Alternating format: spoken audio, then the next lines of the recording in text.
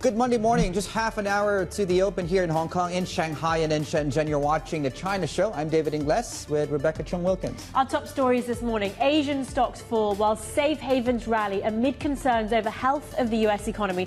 Traders are also on edge ahead of Washington's latest round of tariffs. Now, oil prices also in focus, with President Trump citing progress on a ceasefire in Ukraine as Vladimir Putin continues to hold out. China is also injecting $70 billion into its biggest banks, part of efforts to boost lending to fuel economic activity. Plus, President Xi Jinping leads a charm offensive, meeting with global business leaders and trading partners as Beijing braces for the impact of the U.S. trade war.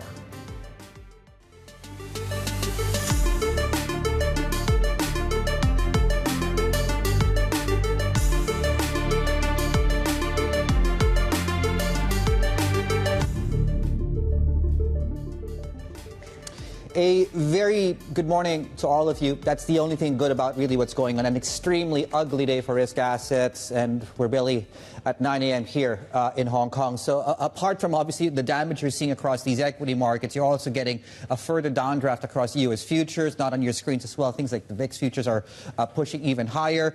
You do have that here as well. Dollar yen, as you can see, is also down. So again, broad risk aversion across these markets. S&P, we're down 1.5%. The Nikkei's off by the most, currently by the most since September of last year. Taiwan is just coming online. As you can see, that had a 3% handle. We're coming off a little bit of lows at the moment. But yes, we are bracing for really the uncertainty. And when you look at certainly the data on deck this week, certainly not encouraging as far as taking on more risk appetite, risk exposure is concerned. Let's flip the boards, please. And it doesn't help, of course, you have a couple of other markets that are shut in the region, so liquidity might be on the tighter side of things.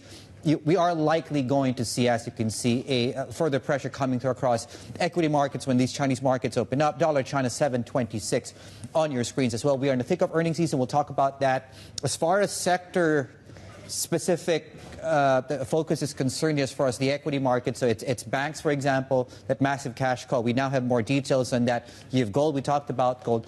Autos as well in focus. In case you missed CCTV report on the weekend, talking about how China would be looking to consolidate the state-owned car makers. So apart from obviously the sort of macro backdrop, a lot of idiosyncratic factors will be affecting trade today. Yep, there we go. It's not looking like a pretty Monday if you're long these markets. Rebecca. Yeah, Dave, that's right. And as you're saying, you know, a lot of digestion about what details are coming through and what to expect now on these approaching tariffs. President Trump, of course, says these levies on April 2nd will impact all countries. He made these comments as the Wall Street Journal reports his administration is weighing broader and higher duties ahead of Wednesday. Bloomberg News Desk editor Jill Desis is with us now. Jill, I mean, this is contrary to what we had initially heard, is that we thought they were going to be a little bit more kind of circumscribed and specific. Yes, that's right, Rebecca. And I mean, these latest comments from Trump, you know, kind of backing that idea that the Wall Street Journal is reporting that, you know, instead of having something that could be targeted on, you know, very specific countries with trade imbalances with the United States, or at least how the Trump administration sees it as trade imbalances with the United States, instead this idea of a broader tariff, I mean, that does seem to have re-entered the calculus. Remember that it's something that Trump kind of promised on the campaign trail, and then it's really over the last few months that we've gotten into this idea of digging more into specifics. It kind of seemed that Trump was, you know, sort of alluding to some of those ideas of that specific conversation that has been taking place in his comments. He was talking about, he's like, oh, I haven't heard of 10 countries or 15 countries. I'm extrapolating a little bit, but maybe that's in reference to some of these remarks from his Treasury Secretary, Scott Bessent, about the dirty 15, this idea that, you know, the U.S. would be targeting primarily countries at first with large trade imbalances with the United States. Now, though, it does seem like, again, you know, Trump kind of affirming that idea that they're going in on, you know, sort of broader tariffs. Of course, none of this, though, adds an incredible amount of clarity to what we're ultimately getting on April 2nd. It might be the case that we'll have to see what develops at least over the next 72 hours. I mean, part of the story as well is some of the commentary coming through from Donald Trump directed at the Russians and Vladimir Putin. I can't say the word. I think we can show it as well. well on how he feels about this. What do we know about the latest here? Yeah, so, we've heard, that he's quite unhappy with Russia. It seems that this is, in large part to do with, the Trump administration has really been pushing for a peace deal involving the war in Ukraine. They've said over the last, several weeks, they're really trying to get something in place by mid-April, maybe April 20th. But, of course, Russia, it seems, doesn't really want to agree to some of these ideas that have been put forth by the United States for how exactly they reach that deal. There's, in particular, what Trump is really upset about are some of these comments, that Vladimir Putin wants to install new leadership, sort of supplanting Zelensky in the region. But again, what, Trump is saying is kind of extrapolating this idea of are there sanctions that he wants to impose on Russia, Russian oil? Are there tariffs? He was kind of using those words interchangeably as he was, talking there. But ultimately, it does seem like he's at least targeting, or, this idea that if he's unhappy with Russia's response to how they're moving forward with these negotiations, that there could be some kind of punitive measures involving Russian oil here. And briefly, we also do have these comments, very brief comments, but garnering a lot of readership, I can see online, about Trump mentioning a possible third term. Yes, so it does seem, so he's asked, about whether he would, consider something like that. He says that there are ways in which he could, pursue a third term in office. Of course, the United States Constitution prohibits seeking election by, obtaining a third term that way. But, it seems maybe he's implying, some kind of situation where, his vice president, J.D. Vance, or someone else assumes office and then ultimately passes the role to him. Really difficult to say there. I mean, a lot of that comes down to speculation, but I mean, this is, sort of classic Trump here, right? Sort of stoking the flames of something, how much he actually is meaning something like that, a little bit difficult to ascertain. But yeah, I mean, obviously you've got Trump kind of stoking the fire there. Jill, thank you so much. Jill Dees is there, our news desk editor. On all the latest here, just this clouded picture by a lot of moving and fluid parts. As we were having that conversation, you have Taiwan just coming online, of course, it's about 7 minutes into the session there. So you put that together and you look at the Nikkei 225, you measure both from the respective peaks, and we are now down over 10% respectively on the Nikkei 225 and the TAIEX index from the respective peaks. Taiwan, you draw that all the way back to, I think it's about the third week of Feb. Japan is right before the turn of the new year. So certainly risk aversion going into the Chinese Open today. Garfield Reynolds is here with us to talk us through these market moves. Garfield, why don't we just shut the market right now? I mean, the markets are still playing catch up to the idea that, these tariffs are really coming. It was one of those things. I remember the day of Trump's inauguration, and there was huge relief at first because he didn't, on the first day, impose tariffs on Canada and Mexico and China. And ever since then, there's been, equity markets gradually, and then not so gradually, being dragged towards the realization that tariffs are going to be a major feature of what this Trump presidency delivers, at least initially. The difficulties have also been magnified manyfold by the very mercurial way in which the policies have been introduced and discussed. Here we are just 2 days away from what Trump has called Liberation Day, when these reciprocal tariffs will come in, and there's very little certainty about what will be imposed, or at least what will be promised. Maybe there won't be anything immediately imposed, maybe there will, but also, are we going to get 25% tariffs on a range of goods? Are we going to get 25% or 50% tariffs on particular countries, or is it just going to be 10% on everybody, and then we'll consider who might get more? It's a completely opaque process. So that has investors fearing the worst, in particular because they're also looking at the idea that companies both within the US and those that do business with the US, how can they plan for anything? Garfield, I just want to ask, I mean, is there anything else that comes this week that moves the needle other than tariffs? Because we do have, for example, US jobs data coming through, Powell's expected to speak. I think we're getting CPI numbers from Italy, Germany, some of those European nations. Any other thing else that we should be looking for aside from Liberation Day? Or is that really what investors are and traders are sort of laser focused on? No, investors will be very keen to see what we get from, for example, there's the ISM surveys for the US, both manufacturing and services.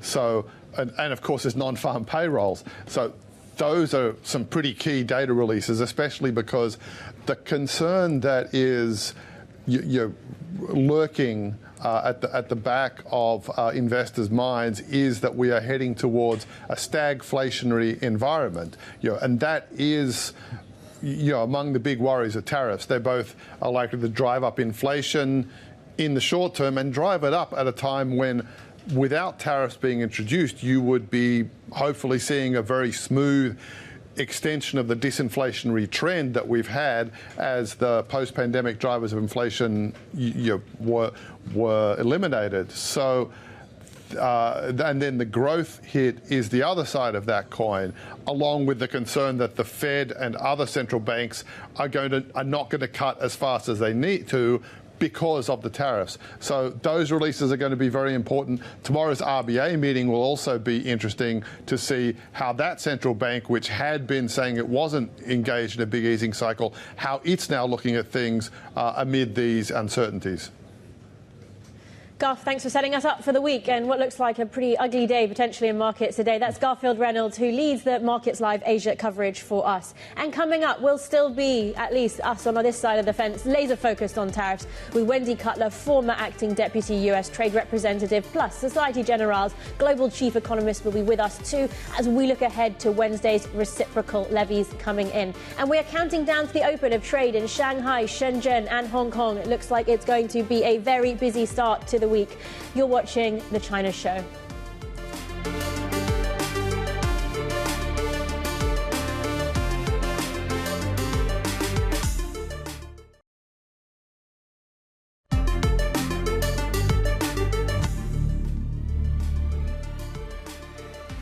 Good morning. You're watching The China Show. Busy day for us in markets and kind of slightly an ugly day as it looks in the early goings. Yes. Of course, we did over the weekend have this news about Chinese finance ministry pouring in this injection, about $70 billion into those four state banks. Not a huge surprise. It was somewhat trailed by news reports and, in fact, by Chinese authorities as well.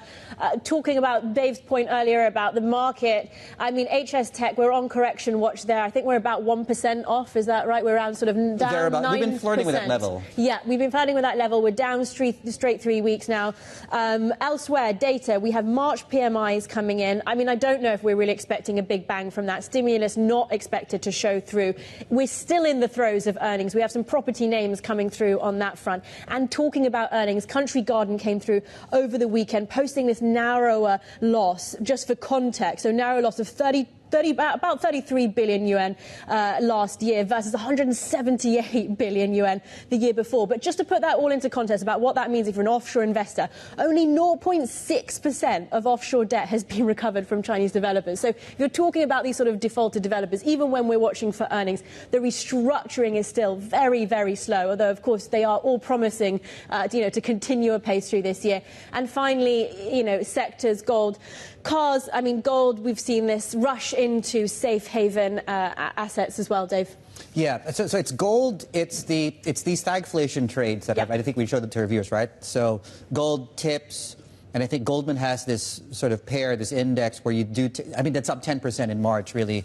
Some of the equity names that benefit from a stagflation environment. So it's risk off going into, I guess, the first day of April, really. We're a day away from that. As you look at the approach to the open today, as you can see, we're risk off across the board. Bond yields are down substantially. In Australia, we're down by double digits. Oz, and, of course, just the Liberation Day, interesting enough. Phrased interesting enough going into the this session here. Right, is it a time to be staying away from risk assets? Maybe it's a time to be in bonds, fixed income.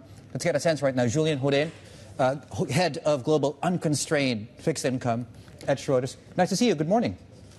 Good morning. Thank you for having me here. It's a pleasure. It's probably a good time to be in bonds. It's a very good time. Yeah? And I would say over the last 2 years, it's been a good time. If you look at returns from bonds, they've been pretty good, especially on a risk-adjusted basis. And clearly today it benefits from the weakness in risky assets, equities. So we see people getting interested, and I guess we'll talk about Europe as well, which might open another market than the US, where valuations were relatively expensive recently. Tariffs, how ugly does this all get, and where are the safer places to be? Well, tariff, you have to manage it by the day. Clearly, the latest one on autos maybe surprise people. There's more to come this week. But clearly, the bar is a bit higher, 25%. I think people were expecting 10, 20. So the bar is high. We can see US companies are hurt as well. So where does it end? I guess, for bonds could be a good story because yields are very high. You still capture a very nice income. And if you're in the safest part of the bond market, you capture this income and actually, will generate returns if the market gets weaker. So that's the upside for bonds at the moment. And, given to your point, relatively we've done exceptionally well on the asset class as a whole. Are there parts of the bond market that look relatively expensive relative to others? In other words, from the start of the year, are there things that we might need to rethink because of the sudden moves we've seen? Clearly the part that is the more linked to, the economy and I would say the equity market. So the high yield part, where there's a bit more juice from a spread perspective. But clearly that was relatively expensive. It was getting very expensive, especially in the beginning of the year. You're not getting paid, for any recessionary risk for sure, but even a growth scare, you're not really rewarded enough. So there's going to be opportunities. We see some repricing by sector. So for us, it's good because we are stock picker on top of very strong macro allocators.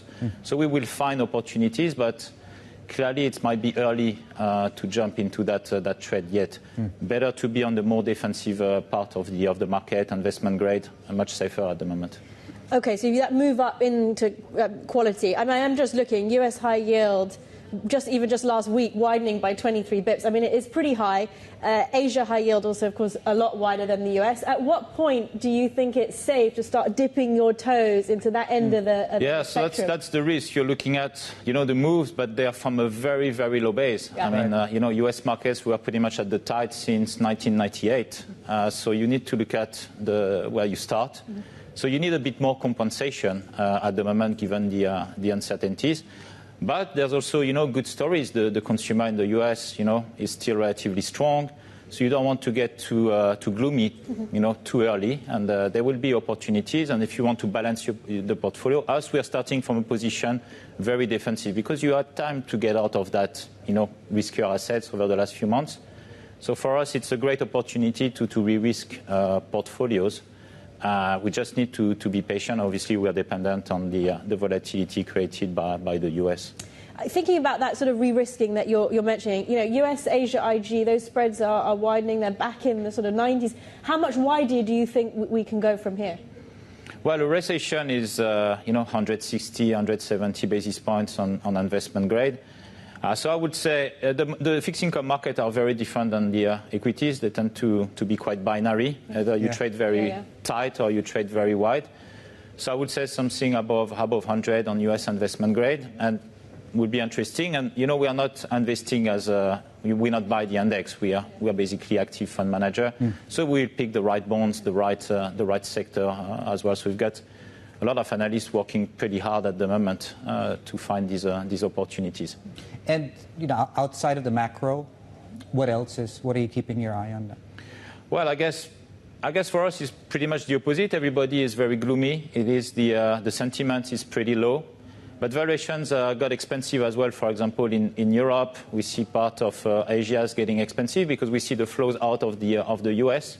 So the whole thing is as well not to be too gloomy overall and try to find opportunities. So, and keeping in mind that the consumer in the US might do better than expected. The fiscal deficit reduction might not really happen, and we can we still see a lot of liquidities, from the government getting into the market. The story from in Europe, obviously, will create very nice opportunities for us, especially in the high yield space this time. We might see a lot of companies benefiting from the money coming from Germany. So that's going to create as well opportunities and on the positive side. So the important is to look from a positive angle while everybody is looking at things being very stressed at the moment, I would say. Okay, Julien, you might be the only one not too gloomy today in today's market. We needed that. It's excellent to have you. Thank you so much. That's Julien, Houdain, head of global unconstrained fixed income at Schroders for us. And there's plenty more ahead. We're counting down to the start of markets, 8 minutes or so off. It does look like it's getting a little bit ugly out there. Stay in bed. Yeah, stay in bed. But if you're not in bed, stay with us. You're watching The China Show. Happy Monday.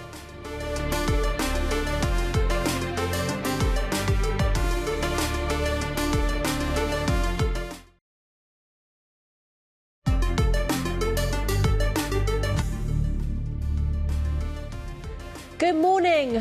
Some stocks that we are focusing on this morning. CK Hutchison still in focus, really the whole question over the Panama port deal delay. Are they going to find some kind of alternative? We did over the weekend have the Hong Kong office again republishing one of these sort of negative commentaries coming out of a Chinese newspaper criticizing the deal. So pressure just continuing to mount for this firm, down about 4.5%. Elsewhere, China's big four banks, we're also, of course, looking at this injection. Now we're finally starting to get some numbers through. They're down just a touch early in trading, in keeping, I should say, with really what we're seeing in markets. Bank of China leading declines there down over just 1%. Yeah. These are the A shares, though. I mean, the A shares were really where I think it's Postal Savings Bank. You had one of the big four, if not two of the big four. I think it was BOCOM, PSB. I forgot the other one. Bank of China. There's another one. Forgive me. It's Monday. We'll get to those in a moment here. Well, along the same lines on sort of policy-driven market moves we're following.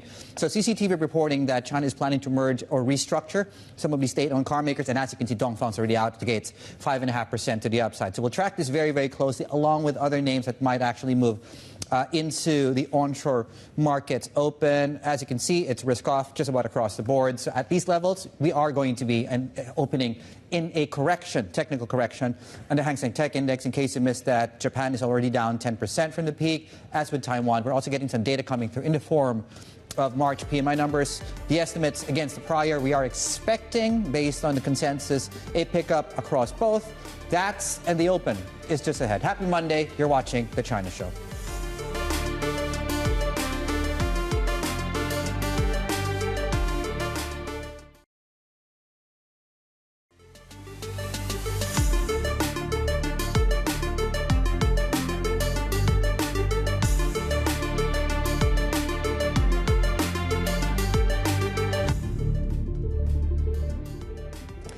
Welcome back. You're watching The China Show. We're counting down to the open of markets, though there might be some people who'd rather be not looking at the numbers that we're seeing in early goings of things. Asia futures down nearly 0.3%. The Hang Seng down nearly 1% going into the start of the day, Dave.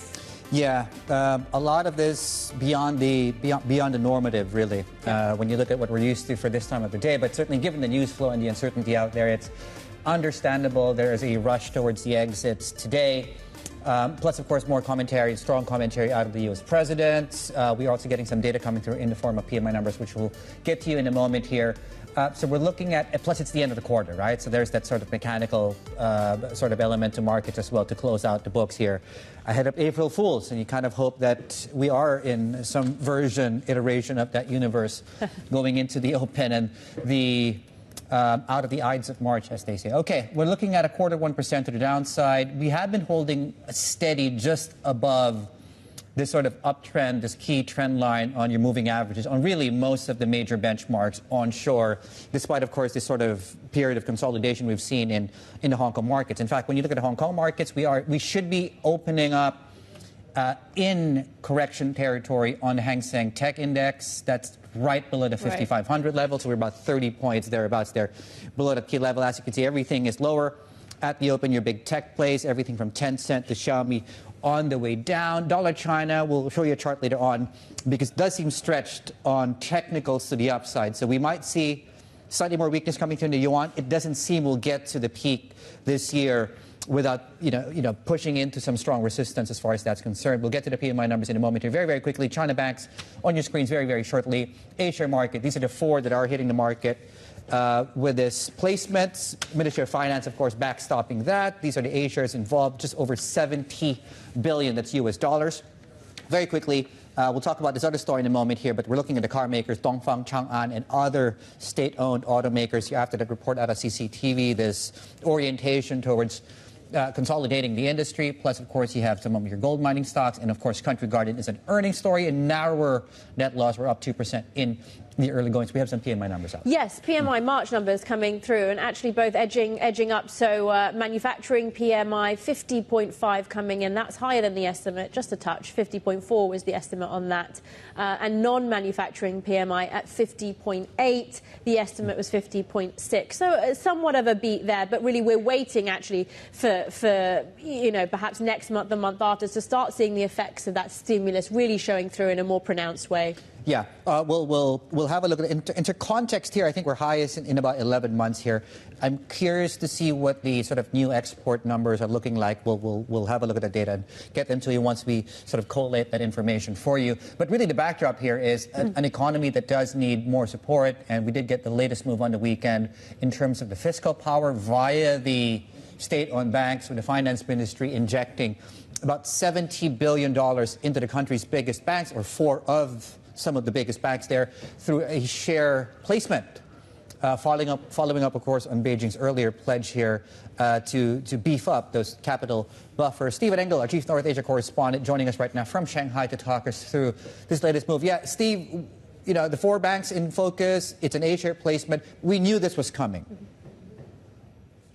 Yeah, they telegraphed it back in September, around the same time that we got that first batch of stimulus. And then again, they pretty much cemented it come the National People's Congress in the beginning part of this month. And now we got the first batch of recapitalization of four of the largest state banks. So we're talking about Bank of China, BOCOM, Bank of Communications, also Postal Savings Bank of China, and China Construction Bank, to the tune of about $69 billion with that share placement. The Finance Ministry announcing that they will then be the top investor in all the proposed private placements that we're seeing announced. Essentially, they need to facilitate these banks to lend into the real economy because, again, their capital levels, Dave, as you know, are they exceed the requirements. But, again, profitability has been weak through several years of a weak economy. Their margins are at record lows. The net interest margins, which, of course, is the gauge that we look at to see profitability at banks. NIM basically at 1.52% at the end of 2024, the lowest ever. And of course, against the backdrop as well, not only of the external shocks potentially coming to the Chinese economy from the Trump trade war, but again, the ongoing property mess has led to a rise in non-performing loans and bad debt at some of these banks. So the recapitalization was widely expected, and now the first batch of that has happened.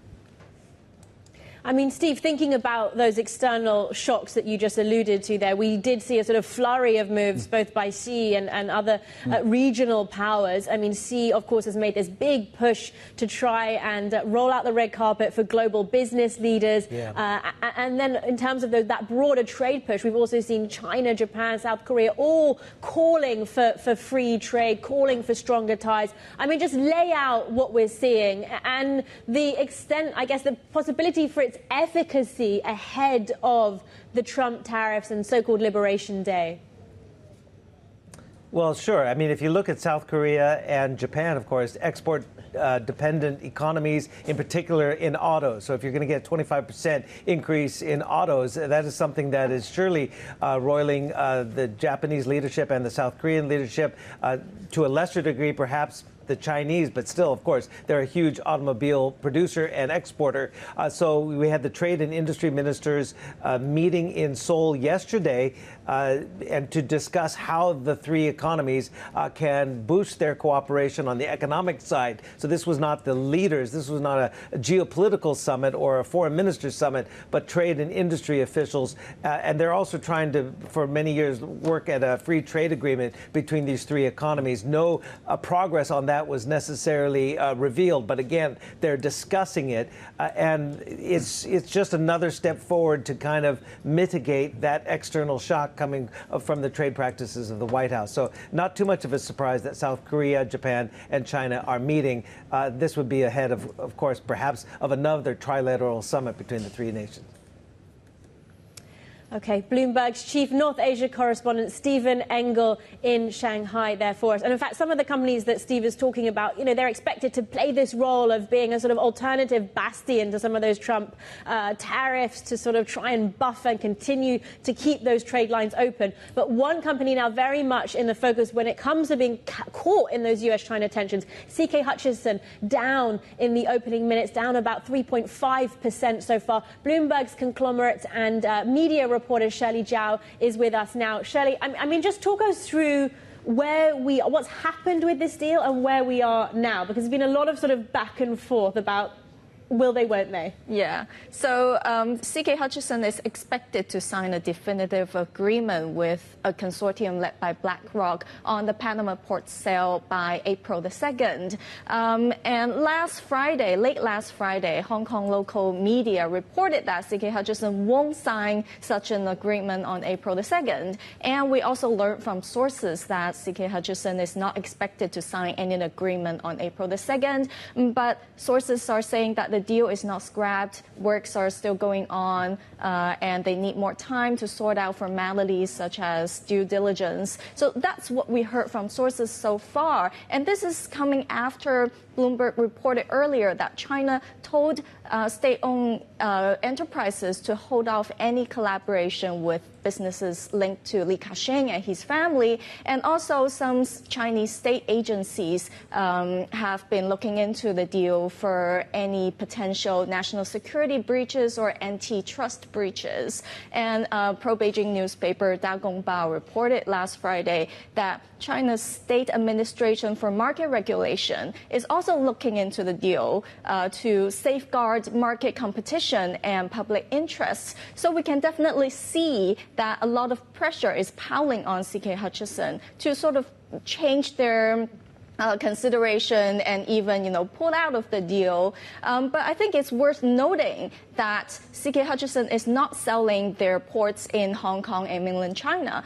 All the assets involved in the deal are only their overseas assets. And CK Hutchison is a company registered in the Cayman Islands, and they only make about 12% of revenue from Hong Kong and mainland China. So if China is seriously seeking to force CK Hutchison out of the deal, they risk scaring away foreign investors that they keenly want to attract at this moment. Right. Shirley Zhao, fantastic reporting, and I'm sure it's going to be very, very busy for you again this week. Shirley Zhao, we'll let you go for now.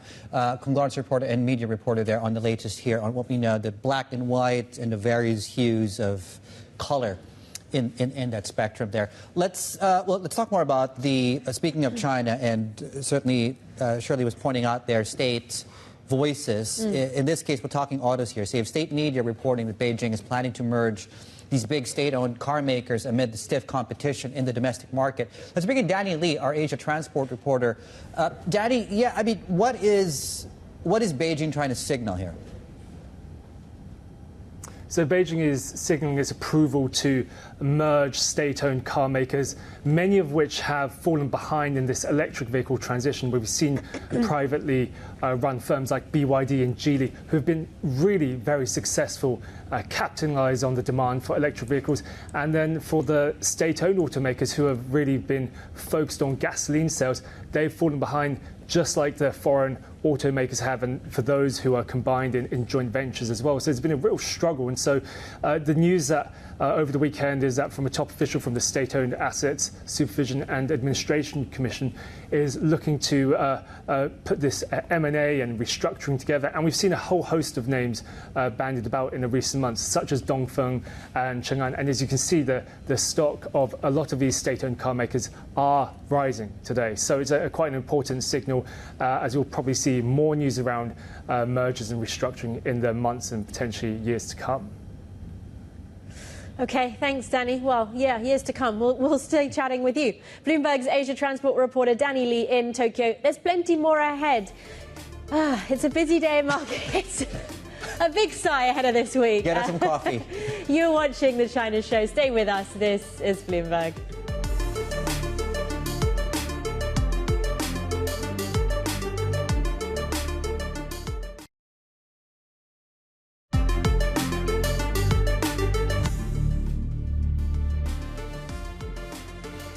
Good morning, welcome back. You're watching The China Show. We're looking at Dubai-based Vista Jet now. It's a private aviation company that offers clients access to planes flying out of more than 2,400 airports around the world. It uses a membership model for its fleet of 360 aircraft and recently secured a $600 million investment from Singaporean private equity firm RRJ. Joining us now exclusively is Thomas Flohr, founder and chairman of Vista Global. I mean, let's start with Asia, given your deal.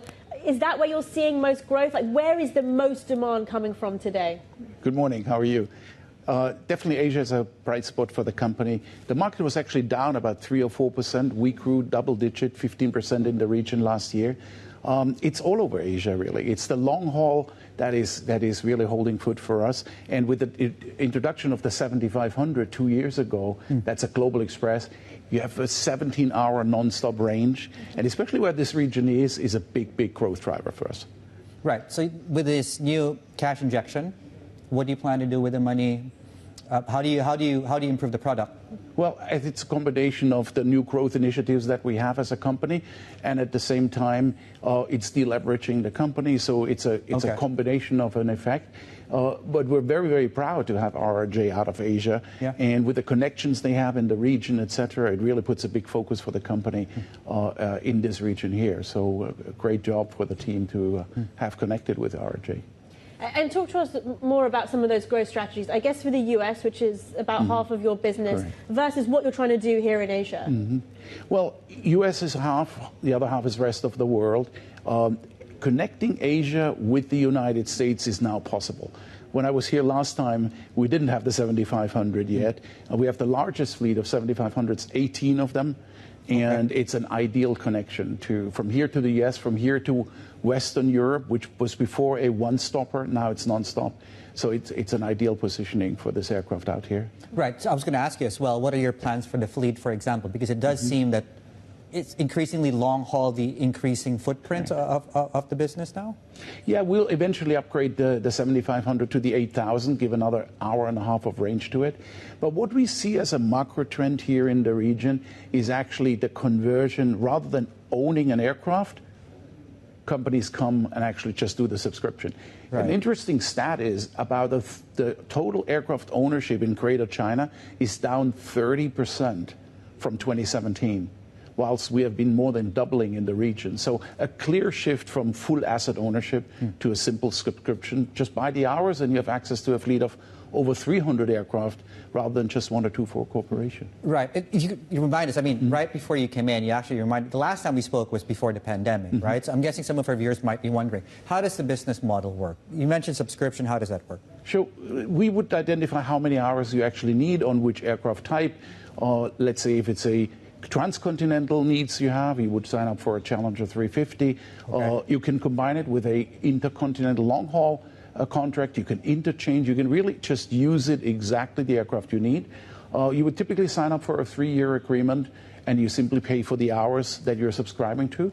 No positioning cost. That's the key. You just literally pay for the hours. Doesn't matter where the plane is coming from on the day that you actually use the subscription.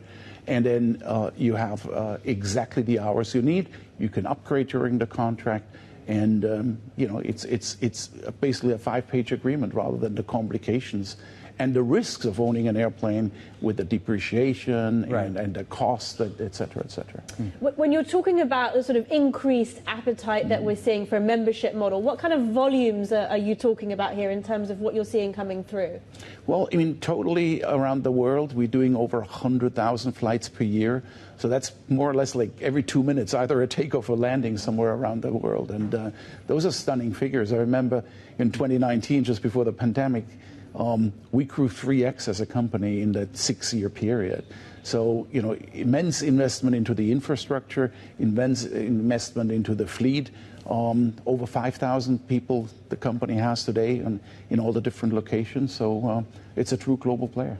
What have you found? I'm curious because, to your point, right, you've grown 3x since 2019, 2020. What's the biggest driver for the company? Is it macro? Is it something micro along the corporate level? You know, what trends do you attach, I guess, in some words, being able to extrapolate future business for you?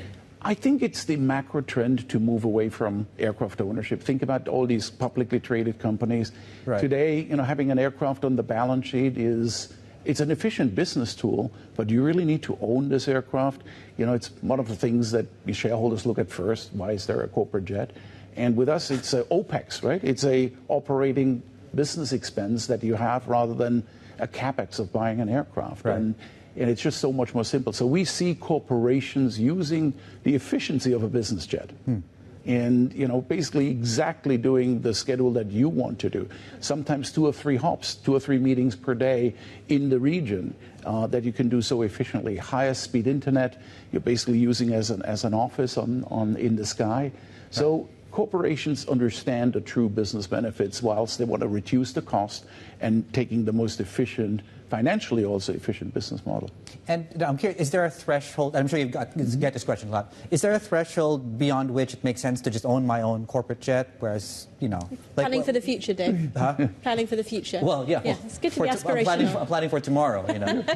But yeah, well, go ahead. Yeah, what kind of companies make sense? Well, it's probably, if you fly, you know, 600-700 hours per year, you could make the point that owning your own business jet is maybe a valuable alternative. However, each plane is only available about 300 days per year. The rest is downtime for maintenance, pilot training, etc. A subscription with Vista gives you 365 days guaranteed availability. And very often what you see is if a corporation flies 600 or 700 hours per year, it's not only one person using it. And then they need it on different continents. Maybe an executive flying in the US, the next one flying in the Middle East. So we're very much living alongside these high users or corporations that use the business jet so much. And we talked a lot about sort of corporations and the point of view from executives here. How do the high net wealth individuals fit into this story? Are they a growing pool, a smaller pool? What's their sort of shifting trend, I guess, in their behaviour? Well, I think there's a big overlap between the executives and the entrepreneurial business owners that are the ultra high net worth individuals. I mean, Hong Kong is the number 2 center of the wealthiest people in the world, and it's booming. I mean, we see it. And some of the recent developments, the government has decided they will actually expand on the private jet side of the airport here in Hong Kong. So all the macro trends point in the right direction. So big overlap between the chairman, founders, CEOs of corporations and the ultra high net worth individuals. And in our today's world, you know, there's actually no downtime anymore. So you're working 7 days a week and you're always reachable, and the jet is really connecting you to the business partners around the world in the most efficient way. Thomas, it's great to see you. Let's catch up again soon. I think when you mentioned this upgrade to the 18-hour, I'm curious where that actually gets you, because 17 hours covers most of the world. It's fantastic to see you, Thomas Flohr, there, founder and chairman of Vista Global. Yeah, and for Bloomberg clients, by the way, you can catch that specific conversation or others that you might have missed here. It's been we're barely an hour into the program. It feels like a Friday already. It's that type of day. Catch it on TV Go, on your terminals. Plenty more ahead, including an update of the damage report of these markets as we get to the thick of things this Monday. This is The China Show. Good morning.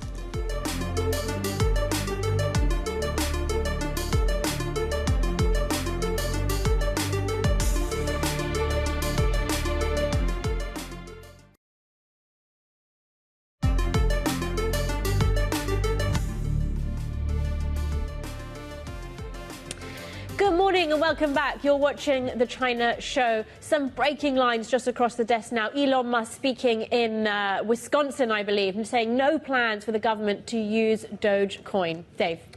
Okay, let's have a look at markets. Okay, there's a lot going on. I think I have just under 2 minutes to get you through this. So you have a lot in the car space as well. So you have Great Wall Motor.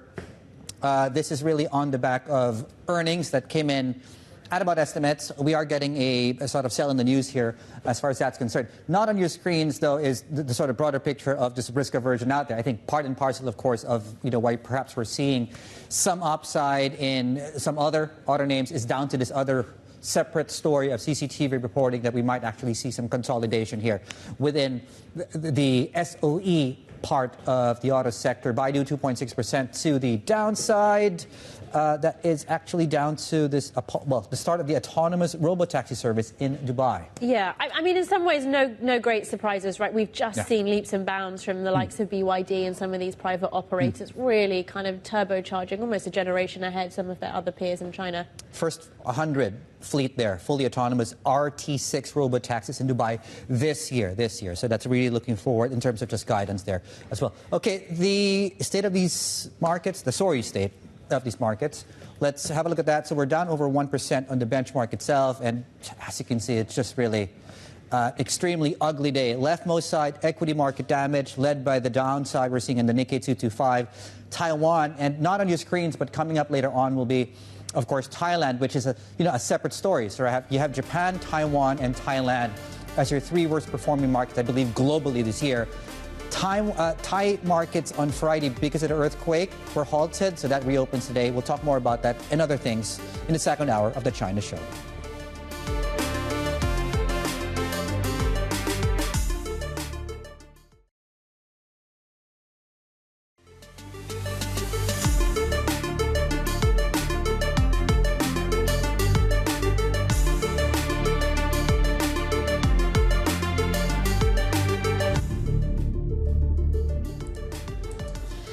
Welcome back. You're watching The China Show. Just a quick peek at the HSA. About half an hour into the session, we have made up some of those steeper losses that we saw just coming right into the open. We're down about 0.2% though, but still, in that sort of correction territory. We've been hovering around this area for a while now. We are, 3 weeks of consecutive losses for the HSI.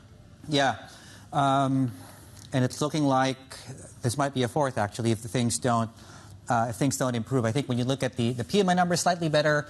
We are coming up against the U.S. jobs report, which is going to be fairly key because you had Goldman Sachs on the macro front, right? Goldman Sachs bringing forward, I believe, their expectations for rate cuts coming out of the Fed. I think it's July, September, and I think November. 3 cuts is what Goldman is now thinking because of the uncertainty out there. Might that help the risk appetite along?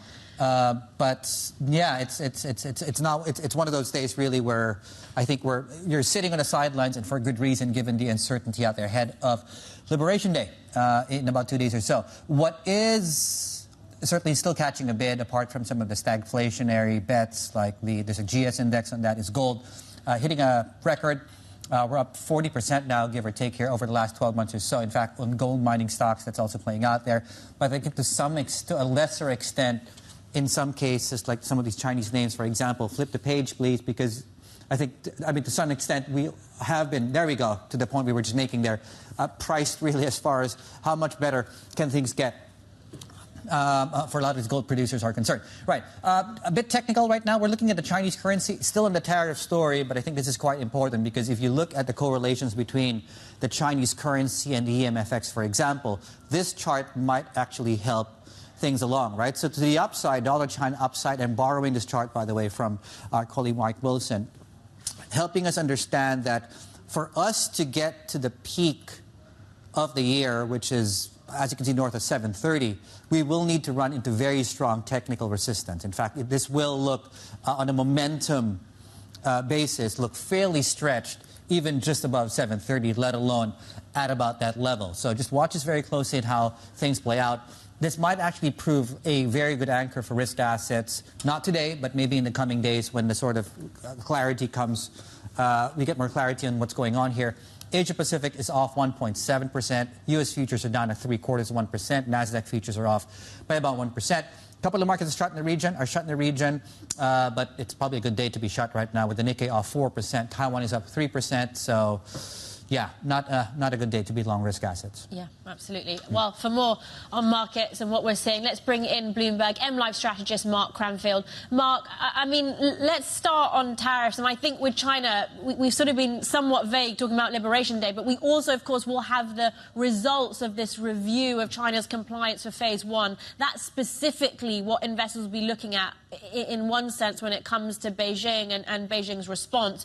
What are we expecting to see so far through this week? More disarray in financial markets, more chaotic trading, more risk aversion, all of the above, really. What you're seeing play out this morning is exactly what we were talking about last week. It's the breakdown of US asset exceptionalism. So you see it playing out in the equity market with the US dollar, even to some extent in the Treasury market, because even though people are talking about a possible return to stagflation, what you're actually seeing happening is the risk that the Treasury curve flattens, even goes back to being inverted again, because people, as Goldman Sachs was saying, they're more interested in the fact that the US Federal Reserve could respond with more rate cuts this year, which will bring Treasury yields down quicker than their concerns about the inflation outlook. So you've got a very uncertain picture here where people are just trying to preserve what profits they can, trying to get into the safest currencies, the safest parts of the market they can. So obviously bonds are the first place, particularly treasuries. But then if you look at the response of the US dollar, it's quite intriguing because as Garfield Reynolds was saying earlier, this is a sea change in people's view about how to treat the US dollar. It is no longer being seen as a haven currency. First thing today, we saw a bit of the yen moving, which you would expect, and the Swiss franc. But now we're seeing wholesale selling of the US dollar. And I suspect there's a long way for this theme to go, because as investors become more sure that the economic impact is negative, what is happening with a global trade war, whether it's more tariffs from the United States, responses from other countries, investors will see that as being bad for global growth. That means that they're going to see it as another reason for them to withdraw capital from the United States and look for other places. Even the euro is catching a reasonable bid as well. So it's not just the Japanese yen, it's spreading across the G10 universe. That's a clear sign that the dollar is no longer working as a haven. That's being undermined. Gold is one of the few things that people seem to agree on that will have some legs in this. These are very turbulent times. It's the end of the first quarter. And you can imagine that the next quarter is going to be at least as volatile, maybe worse, because people have lost quite a considerable amount of money in the first quarter, and they'll be desperate to make it up in the next 3 months. Mark, certainly the conversation to your point is, if you're a macro cross-asset fund, there's very little reason currently to be in equity markets. Certainly you made the case for gold, bonds, money market funds are over $7 trillion sitting on that as far as assets go. But if your mandate is in equity markets, can I ask you about China? As we have some stories today. I'll just make this very, very, succinct. On the car front, you are getting a push there to consolidate the sector. That's number one. The banks, of course, and the placement coming out of the Ministry of Finance. That's your fiscal story coming through. And then this PMI story, it's not blockbuster, but it's an improvement certainly from the previous month and a pickup and certainly coming in above expectations there. Is the case for Chinese equities still intact? There's a very strong case building for why Chinese equities could certainly outperform US equities for some time. Whether they outperform everybody is hard to say, but certainly in a very bad situation like what we're seeing at the moment is just complete risk off, people selling everything. Chinese equities can probably underperform. Whether they can actually end the next period with an actual gain is not so easy to say, but the story is building very nicely. We had confirmation today that the Ministry of Finance is going to inject more capital into the Chinese banks. That's a very good move. We see the AI developments are coming along very well in China. As you say, today's PMI data was pretty decent across the board. Those were encouraging numbers. Clearly, the Chinese authorities are not taking this lightly. They want to continue with stimulus in the country. they realize that the rest of the world, to some extent, is not working out the way it's supposed to, and so they need to form their own path here. Clearly there is, and you take into account also the valuations are not that high. They're keeping the yuan stable as well. So from foreign investors' point of view, that's a good thing as well. But within the context of markets which are really crumbling, a very negative global story for equities, it will be pretty tough for Chinese markets to really print a lot of green numbers when everybody else is in the red. The best they can probably do is to hope to outperform, and maybe later in the year they can do even better. Mark, fantastic. Thank you so much. Mark Cranfield there. The silver linings playbook amidst, of course, this risk aversion this Monday. Right, just ahead here on shows here and going back to the clouded outlook out there. So we're talking tariffs with Wendy Cutler, former acting deputy U.S. trade representative, and also we're talking about the global economy with SocGen's global chief economist who'll be joining shows. So yeah, stay tuned for lots of good conversations coming up. Hopefully that's the case. This is The China Show.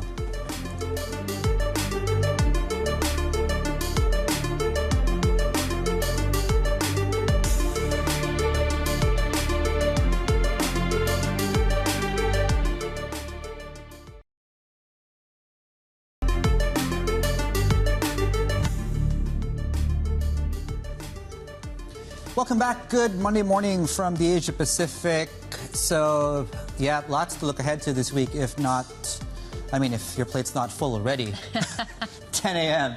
Monday morning. In any case, of course, what is certain is that time moves forward here. Okay, so Wednesday, that's when President Trump will unleash the so-called reciprocal tariffs targeting imports or major trading partners. Canada is also set to impose sort of retaliatory duties here on more than $125 billion of U.S. products, and I guess that's the story, but certainly context is key here. Rebecca. Yes, yeah, absolutely. Elsewhere, a little bit of data coming through. Obviously, South Korea March CPI, that those March jobs numbers coming in through the U.S. going to be absolutely essential. We've been talking that this morning. Yeah. But tariffs really front and centre for us, particularly on this show. And we do have the perfect guest to sort of break down all of this for us. Let's bring in Wendy Cutler, Vice President at the Asia Society Policy Institute. She previously spent 3 decades at the Office of U.S. Trade Representative, including as acting deputy, Wendy, such a pleasure to have you. Thank you for joining us. I mean, let's just begin with what are we expecting to come through? It'll be April 2nd in Asia hours. And can we even guess what? I mean, there's already been sort of flip-flopping on what to expect. Well, yes, President Trump has called Wednesday Liberation Day, and that seems like liberation from the rules-based order on trade. We're expecting, as you mentioned, reciprocal tariffs. But my sense is that within the administration, they're still debating the rates, the countries that would be subject to these tariffs, and the products that would be covered. But I think we can expect significant new tariffs to be placed on countries with whom we have substantial trade deficits with. The notion, and I'm cognizant that when I said this the last time, things got worse. I'm not sure it applies. But the notion that this is as bad as things can get. I mean, to your point, we might get something new. Is it too early to even make that sort of assumption at this point in time? Well, again, I think we're going to see tariffs, but we don't know the exact application. So we're all going to have to wait and see. The president has also suggested that he may announce sectoral tariffs as well, and he surprised us all last week by imposing tariffs on auto and auto parts. We may see trade investigations launch, for example, on semiconductors and pharmaceuticals, 2 sectors that he has also targeted for tariffs. So substantial tariffs coming our way. To what extent, I want to think a little bit about Asia here. It's incredibly interlinked in terms of trade and business. Manufacturing, of course, key to the way that we do business in this part of the world. To what extent is this going to upend that business model? But also, what are the ramifications for the U.S.? Well, look, it's going to create a lot of uncertainty for our trading partners, because one thing we've learned with President Trump, even if he says these tariffs are permanent, he likes to negotiate. So we may see these tariffs go away, come back, go away, like we've seen with Canada and Mexico. And so I think all of that uncertainty may lead to a pause in business investment until businesses have a better sense of what the trade landscape is going to look like. I think they're going to be hesitant to pour new money into creating new supply chains to work around these tariffs. And what about the political fallout here? I'm thinking particularly if we see tariffs levied against some of these big U.S. allies in the region, South Korea, Japan, and so on. Well, clearly it's something that there could be ramifications. But my sense is, particularly with Japan and Korea, I don't expect that those countries will retaliate against the United States. I think that they will look for ways to help their domestic consumers through these tariffs and heavily seek a negotiated solution with the president. Just to build, I guess, on Rebecca's point, while it's hard to see how the smaller trading partners of the U.S. will retaliate, what about has there been irreparable damage caused here in terms of the U.S. and its allies by just simply the negotiating tactics? Oh, absolutely. I mean, Canada last week called the United States an unreliable trading partner. I mean, that boggles my mind, frankly, because Canada, we've had such close relations with forever. And the president renegotiated NAFTA into the U.S.-Mexico-Canada agreement, USMCA. And now people are questioning whether that agreement can even stay in place given the tariffs. How does it affect U.S. presence and power in this part of the world? Of course, we already have China looking to sort of consolidate some of that with, in terms of thinking about Japan and South Korea. Look, our trading partners in this region, but all over the world right now, are looking for ways to diversify and to reduce their dependence on the United States. That's happening. At the same time, China is looking for openings to work with our allies and partners. And just this weekend, the trade ministers from Japan, Korea, and China met and talked about kind of restarting their free trade agreement negotiations, which have been underway for many, many years, but really have never gotten off the ground. So something worth watching. You know, on Friday, there was this fairly stoic, I think it was a great scene where you had the Chinese president and you had global business leaders gathered in Beijing. I can't think of I can't think of a scenario where Donald Trump or U.S. president would then call Chinese top leadership within the corporate world, and then you'd have the same sort of effect, mirror image in the U.S. See, in other words, is what's happening simply, is Donald Trump driving the world to coalesce around China instead of the opposite? Well, I think part of it that the Trump effect is impacting the rest of the world, including China. But look, China's economy is weak. They're struggling a bit. And so I think it's natural that they're trying to send the message, irregardless of Trump, that China is open for business. They want U.S. companies to maintain or expand their presence in China versus leaving and looking to diversify and move to other parts of the world. What role do you see some of those multinational corporations, many of which were American, in fact, who met with President Xi, what role do you see them playing in the second Trump administration? In the first, they faced quite a lot of criticism. In some ways, they were seen as the enemy and who had contributed to the trade deficit with China. This time around, do they have potential to have more influence, or are they still relatively diminished? So that's a good question, because on one hand, you're right. There is a kind of a frustration from the Trump and his advisors that businesses have kind of caused this problem. On the other hand, look, his inauguration, who was behind him at the inaugural event? It were, the tech CEOs and other CEOs. And so I think businesses will have a greater impact than Trump 1.0. But look, our businesses really want to see those tax cuts and deregulation. And so I think they're willing to kind of put up with these tariffs for a while and see how they play out. But quietly, I think they're urging the president to move slowly and to really understand the significant ramifications these tariffs could have for their businesses. And the auto executives in particular, I think, have been very, privately have had very detailed discussions with the president. Right, and not to mention as well, if tariffs do go up, say, on Canada and Mexico, I mean, that drives up the cost of building a house, for example, in the U.S. And I'm curious, we're trying to understand what the economic pain threshold is for Donald Trump as he looks at this. How do we need to be thinking about that? At what point does he back away where the economic pain doesn't seem to be worth the gamble? So, look, the stock market is going to be one important factor to watch. Already we've seen the U.S. stock market go down since Trump has taken the presidency. And if that continues to slide, I think that may light a fire under him to reconsider his policies. But also inflation. And remember, we have a midterm election a year from November. And if prices are going up substantially and the average American feels that Trump hasn't delivered for them, when you combine the inflation, for example, with cut in government services, these are things that may lead the American people to start questioning whether Trump is delivering on the agenda that they had voted him in on.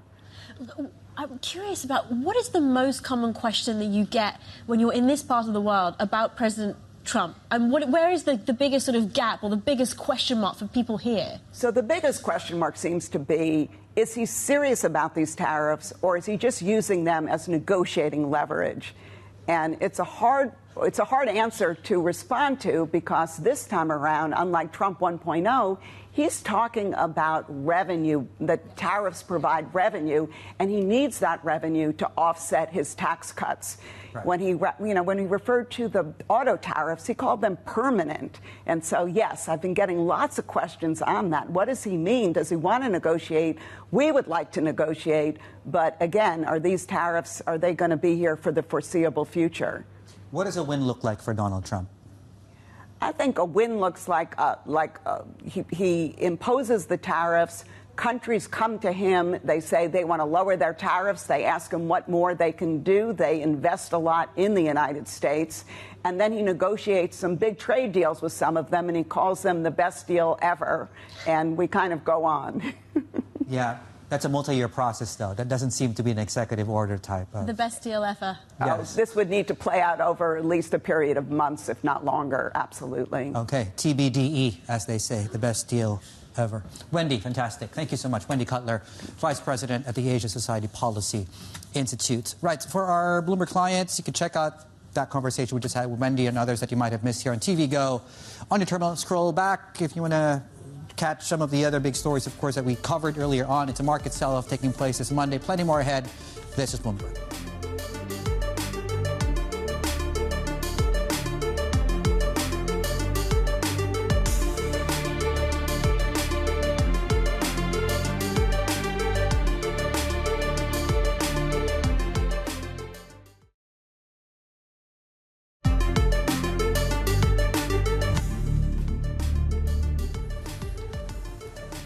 Welcome back. Here are some global stories that we're tracking at this point in time. President Mahmoud Pezeshkian says that Iran has, told President Trump it won't engage in direct talks with the U.S. Now, in televised remarks, he said that Iran's supreme leader responded to Trump's letter earlier this month on possible takeover talks over its nuclear program. Even so, indirect communication with the U.S. is still possible. Rescuers in Myanmar are working frantically to find survivors 3 days after the country's biggest earthquake in a century. The military government says around 1,700 people were killed in Friday's massive quake centered near Mandalay, with more than double that number injured. A rebel group, the People's Defense Force, says it has declared a ceasefire in quake-hit areas to allow for aid to reach victims. And we also have some breaking news lines crossing the desk from a briefing in Thailand with authorities there. Thai financial markets are resilient after the earthquake, and Thai cross-border trade with Myanmar remains normal. We also, from the Bank of Thailand, have lines saying that the bank is instructed to extend financial relief following the earthquake, and that it is preparing systems to boost confidence on stock market trading. Yeah, watch that closely, as that market, of course, was halted, to Rebecca's point, on Friday, set to reopen today. Right. Let's have a look at where we. And it's worth noting as well that even before this, and certainly the challenges to this market have just been mounting. Even before this, because of the tariff story, it has been, if not the worst performing market, major index, primary index globally, up until the last weekend. Right. Speaking of tariffs here, so the Journal story on the possibility that the Trump White House is weighing even broader and even higher tariffs is really playing out not just a risk appetite, right? It's playing out really indirectly on some of these big automakers that have really felt the absolute brunt of the selling, not just today. We've seen substantial losses in this group in the last several weeks or so. Certainly last week was a really, really bad week for global automakers as well. Let's flip the page, please. And the Sarkos EV battery stocks in Korea. It's also worth pointing out, speaking of just market developments here, that the short selling is restarting over in South Korea. And as you can see, of course, this is really one sort of pocket to that equity market that is really front and center given the latest developments there. So just keep that in mind as we really look ahead to the close in Tokyo, the rest of the markets across the world that are set to open likely lower this Monday amidst the risk aversion out there. Plenty more ahead. This is Bloomberg.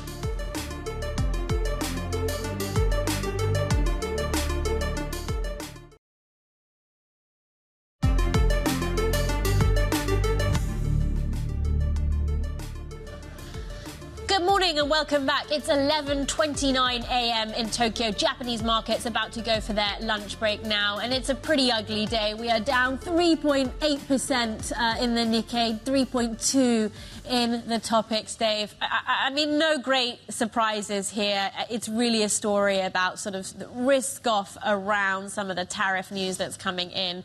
We've now swung back to this view that Donald Trump perhaps is going to take a broader sweeping approach than we were initially thinking. Yeah, disruption.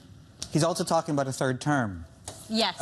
which is on top of the other things we're trying to wrap our head around is another thing, of course, that sort of caught my eye as we... Very brief comments, but saying that a lot of people want that. Yeah, quite And telling. there are ways, without specifying, he didn't get into details, but saying there are ways to get around it. Okay, so if you think this lasts 4 years, maybe that's a tail risk, isn't it? So the conversation around China, and certainly there's one where you could make the argument it's in a different part of its credit cycle. Part of that, though, is this front-loading of exports that we did see boost exports going into the latter part of last year. We did see that January, Feb. And it might also go into the PMI numbers, which just came out. In fact, that's the broad read, which came in above estimates. In fact, some of the sub-gauge is also coming through as well. It's also worth pointing out the new export orders, not to be confused with new orders. Those are two separate things. New export orders actually coming in at 49. An improvement from the previous month, but that's an 11th month that they'd come in below 50. And on top of all of that, there's the U.S. jobs report to look ahead to this week, which I guess is going to be the next best thing to giving us a clue of how the U.S. economy is holding up or not. Yeah, that's right. I mean, if you weren't busy enough today and you weren't busy enough for so-called Liberation Day, we, of course, have U.S. jobs numbers coming in through March, very, very acutely and keenly watched there. We also have CPI numbers coming through from South Korea on Wednesday. And, in fact, it's not just going to be the reciprocal tariff details themselves that we'll see. We also are expecting a whole wave of reviews of various trade deals, including Beijing's Phase 1 deal. Now, there was some speculation that, of course, Phase 1 was going to be the basis of any new potential deal with China. I don't know if we'll expect to see a huge flurry of detail around that, but we may get sort of dribs and drabs coming through there on that front as well, which may give us a sort of forward-looking guidance on the thinking around the direction of travel for some countries. Yeah, are those going to be... To what extent will those be made public, and to what extent will they be used as, I guess, negotiating tactics along... to what we understand, of course, is still stuck certainly at fairly lower levels there on the trade negotiation. So, I mean, to say that we're grappling where uncertainty is an understatement. To say that there are lots of moving parts is also an understatement. To say that economics is, at this point in time, really more an art than a science because of just trying to wrap your head around all these things. Helping us understand that broader exercise is Klaus Baader, Global Chief Economist at SocGen here in the region. It's nice to see you. Great to be back here. How do you do your job? With great difficulty. It's been, I write a quarterly global economic outlook. I think this last one has been the hardest one. Because, as you mentioned the term, lots of moving parts, but there's just this fluidity to the U.S. policymaking that is very, very difficult to get your head around. And I'd love to refer back to the most recent press conference by Jay Powell, where, he was quizzed, well, you've taken inflation up, growth down, and yet your forecast for the Fed funds rate is still unchanged. He was talking about inertia. It's really hard to know how to adjust the forecast. I called the global economic outlook, I call it as seismic dislocations. And I think that hits it quite well. You see, because the U.S. administration is fundamentally changing the global order in at least three respects. The first one is the global trade system. The rule-based trade system is coming under a lot of fire with all those tariffs that Trump is threatening. Secondly, the whole military and security setup is being thrown up in the air. All of these have important economic consequences. And lastly, of course, this administration also wants to fundamentally redo the shape of the U.S. federal government. So there are a lot of balls in the air. But there's also one thing, and this is what makes me hopeful, and that is that Europe is kind of getting its act together, and that Germany at last has ditched that silly Schuldenbremse, the debt brake, and there is coming in Germany a very, very sizable fiscal expansion. And Europe, I get the sense, is now forced to unite. But the uncertainty is huge, and I would say our forecasts have changed relatively little, but the skew of risks has dramatically moved to the downside. Before we get into some of the nuts and the bolts of those forecasts and kind of figuring that out, I want to pick up on those 2 points. So US is reshaping global trade ties and also military national security ties. Where does China fit into that scenario? What opportunities does China have to step into that? And I guess specifically when we think about strengthening trade ties and so on, to what extent does this provide China with an opportunity to offset the pain from US tariffs? I don't know if they're going to completely offset it, but it, of course, gives it a huge opening. I found it so interesting that we've just had the meetings of the trade representatives of China, South Korea, and Japan. Now, those three are not historically the best buddies, are they? But they have decided, well, we've got to do something. And, I don't think that for Europe there's a question about choosing the US or choosing China. But I think it's something of a divorce from the United States, and I don't think that Europe is ready to jump into a rebound relationship, to put it that way. Okay. Should the world expect more exports to come in from China? Yes, I think so. But I wrote last summer, a paper called Debunking the Deglobalization Myth, which is actually quite a good paper, I have to admit. Not all of them are, but anyway. And there is an interesting dynamic. If you look at the ratio of China exports and China imports relative to China industrial production, that peaked a long time ago. That peaked in around the early teens, 20-teens. So you could say, but at the same time, China's share of global trade in goods continues to rise. So what you can say is that the rest of the world is becoming less and less important to China, but China continues to become more and more important to the rest of the world. Okay. So in light of that, to what extent do you expect to see other countries, particularly in Asia, putting up their trade barriers to prevent a wave of, Chinese exports coming in to their various countries? And how painful is that for China? Well, I think it would be reasonably painful, but as I just said, global trade has become a lot less important to China than in the past. So it is going to be a lot less painful to China today than it would have been 10 or 20 years ago. But I think, the initiative that we earlier mentioned, where the trade representatives from South Korea, Japan, and China are getting together, is exactly because they are aware of that. See, we will all be worse off if we respond to Donald Trump's trade war. I think you can call it a trade war, with starting our own trade wars. Because the fact is that, I'm an economist, I firmly believe in the benefits of international trade. They allow us to take advantage of comparative advantages, and tariffs make us all poorer, and our loss of global economic welfare. And so I think it's really important that we try to keep together the global trade system, that we keep it open. But of course, it's got to be fair trade. Right? I mean, there have to be rules, and in particular, subsidizing exporters is, of course, not what's part of a level playing field.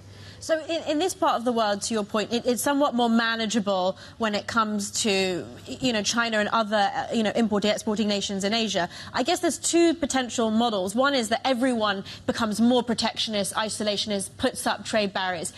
Or perhaps in Asia, we see some kind of informal agreement, perhaps, to keep those relatively low. We see more trading between Japan, China. So which of those two models do you think we are currently leaning towards? Or is there a third model that I've completely got wrong? I don't think that there is a third one. I can't think of it. I think we're moving towards, not towards a world where everybody increases their trade barriers. I hope, because we're all going to be a lot poorer if that happens. So there will sort of be these microcosms, where we do see essentially trade partners figuring it out and trade getting through. Yeah, absolutely. I mean, if I were to put my super optimist hat on, then this whole idea about reciprocal tariffs that the U.S. is talking about, which, by the way, good luck with those. Because the U.S., what is it? The U.S. levies tariffs on about 13,000 goods categories. It trades with 200 countries. That means 2.6 million tariffs you have to look at, and that's just on the U.S. side. With an institution, the Office of the Trade Representative, which I believe has about 200 employees. Good luck with that one. But anyway, what I was going to say is there is the possibility, the ultimate model, of course, would be, because Donald Trump isn't wrong, that lots of countries apply higher tariffs to goods coming from the U.S. than the U.S. does on goods coming from them to the U.S. And so there is this positive world where we might all reduce our tariffs, which would be, I think, pretty good. But I think it's a bit of a long shot, that scenario. I mean, to your point, you started out by saying this was the most difficult quarterly report you've had to write just because of the level of uncertainty out there. My question is the nature of this type of uncertainty transient? In other words, people are sitting on their hands not spending. Corporates are sitting on their hands not spending on CapEx because we don't know where the rules we don't know where things are going to settle. Yeah. But things have come in so quickly, and do you think things go out as quickly and the tide recedes as quickly as one could hope? I doubt that they're going to go away very quickly. But, I slightly disagree with your point. I don't really see much of consumers holding back and sitting on their hands. But you're absolutely right. In terms of businesses, everybody now looks at these policy uncertainty indices, right? Yeah. And they have, of course, increased dramatically to levels that we've in the past really only seen in full-blown global crisis. And the latest numbers, for instance, for the global policy uncertainty index and for the trade policy uncertainty index, those are already in the stratosphere. The latest available numbers are for January. Yeah. Can you imagine what those are going to look in February and March? And so, of course, companies, as a CEO, you'd be absolutely mad to now go for a big investment project unless it is something that's pretty much independent from the rest of the world and exclusively focused on the domestic economy. But even your domestic economy is likely to be affected by what's going on in U.S. policymaking. What probability do you attach to a U.S. recession this year? I'm not sure I want to put a number on it, but I can assure you one thing. It's going up. It's going up a lot. I don't know, in the next year, 25%. Okay. Well, given the state of things, that actually sounds like a good number still. In a way. Yeah. Klaus, thank you so much. It's nice to see you. Let's do this again, hopefully with the clouds parted ever so slightly and a bit more visibility in these skies. Klaus, well, excellent to have you. Adding a little bit of clarity to a world of uncertainty for us. Klaus Baader, Global Chief Economist at Societe Generale, of course. And there's plenty more ahead. We are taking a closer look at tariffs, continuing to look at tariffs, keeping an eye on markets and some of the moves to the downside that we are seeing as we begin the week, not just Liberation Week, but sort of Liberation Week rather than just Liberation Day for us, perhaps, Dave. There's plenty more ahead. You're watching the China Show. This is Bloomberg.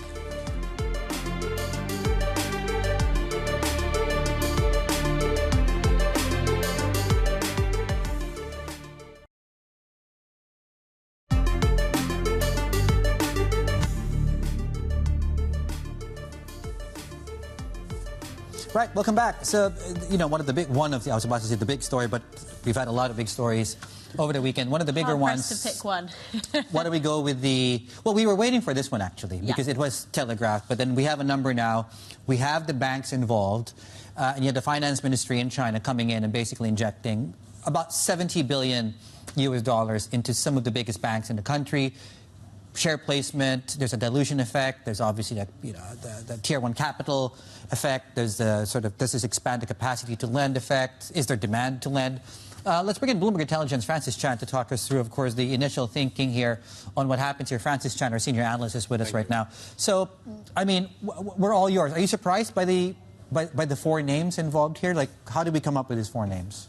I do think it makes perfect sense to have these 4 banks to be recapitalized, especially for the 2 smaller state banks, Bank of Communications and Postal Saving Banks. Those 2 got, the proportionately larger capital injection than Bank of China and China Construction Banks. And in fact, the capital injection will boost the common equity, the Tier 1 capital by bigger magnitude than the 2 others. And I expect the CET1 capital ratio to increase by 1 or more than 1 percentage point by the end of this year, just because of this capital plan. I guess the big question, for me at least, is just how meaningful is this size? I mean, does it really move the needle and give banks much more room to move, or do we need to see more coming through? Yeah. I think I published research late last year and early this year talking about the banks themselves, especially for these 6 banks. They have almost 4 trillion excess capital over the regulatory minimum before these capital plans. So I think what Beijing may be targeting is to increase the buffer and give them incentives to make more loans to support the economy, i.e. lending to some sectors in the more distressed situations like real estate or local government or such and such. So those would be what I think could be behind the scene, other than just changing the the whole picture of the economy. Yeah. Is this it, or are there more? Is there more to come? I think for the time being, we may call it off because the other 2 state banks, ICBC and Agricultural Bank, I would say ICBC are also very well capitalized. Okay. And Agricultural Bank has been doing a lot in the rural lending. So perhaps from the incentive perspective, it's not as relevant.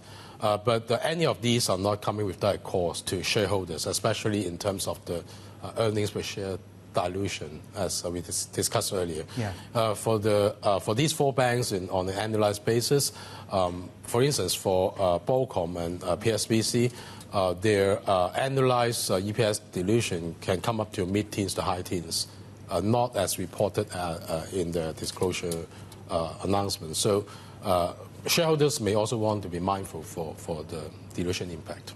Okay, really helpful, Francis, there to have a little bit of an insight into the thinking behind that. Yeah, Bloomberg Intelligence senior analyst Francis Chan here, and some of the big corporate stories that we're also following this morning. Hong Kong billionaire Li Ka-shing is said to be considering delaying the expected signing this week of a deal to sell his Panama Canal ports to a consortium including BlackRock. Shares of CK Hutchison Holdings fell in Hong Kong following the Bloomberg report. Meanwhile, China's Hong Kong and Macau Affairs Office has reposted another editorial from a local pro-Beijing newspaper urging CK Hutchison to stop the deal. Chinese property giant Country Garden has posted a narrower loss for 2024 after a series of steep write-offs on properties both finished and under development. The loss for the year stood at about $4.5 billion compared with a record $24 billion in 2023. Country Garden is still in restructuring talks more than a year after defaulting on its debt. There's plenty more ahead. You're watching The China Show. This is Bloomberg.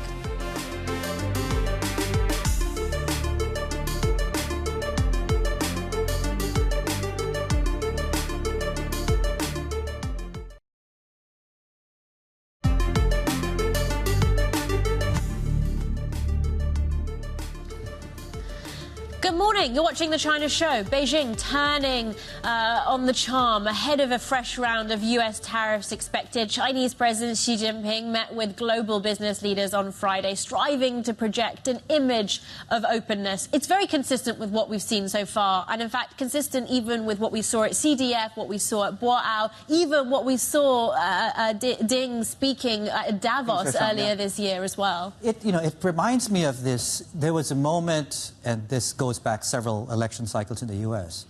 The last time I believe that President Xi Jinping went to WEF in Davos. Yes, yeah. It was Donald Trump's first term, and China. The message he sent to the world was China is open for business. Yet fast forward a couple of electoral cycles, and here we are again in the same situation, but now back home. Yeah. He's not gone anywhere. He stayed in Beijing.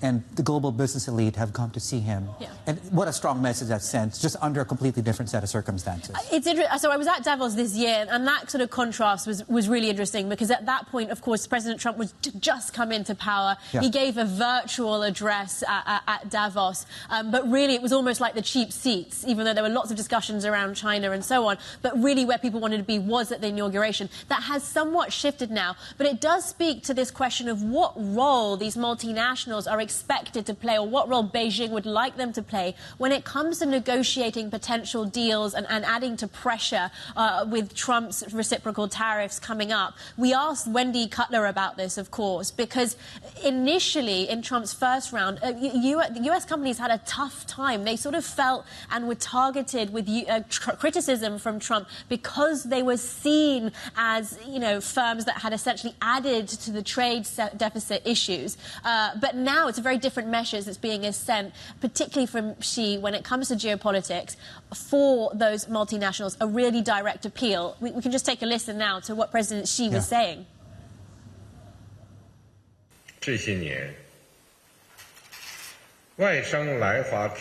In recent years, foreign investors in China have also been affected by geopolitical factors. We have always believed that maintaining the stability, health, and sustainable development of China-U.S. relations is in the fundamental interests of the peoples of both countries. It is hard, though, to have this discussion without thinking about what is happening to C.K. Hutchison. In the backdrop, this idea of how you can be entirely caught in the crosshairs of US-China tensions, caught by these geopolitical pressures, even when, in the case of C.K. Hutchison, you're selling assets that are overseas. Yeah, and I think the point Shirley was making, a reporter, right? They're not looking at their assets in Hong Kong and mainland China. These are overseas assets, and they're looking for an exit, but not completely scuppering the deal, which is, I guess, really stuck between a rock and a hard place. I think that's really where markets are, in fact, right now. So as we are having that conversation, we are getting some selling across the southbound connect. You're still seeing some positive inflows, but as you can see, we're coming off highs, which does indicate a slight reversal in the last 30 minutes or so. You see that in price as well. Hang Seng Tech Index is now down over 2% going into the last hour of trade. And speaking of one market that opens up in the next few minutes is Thailand, and we're looking at what the effects, of course, of all the uncertainty geopolitically, plus, of course, the tragic earthquake that hit on Friday. That's it from us here on The China Show.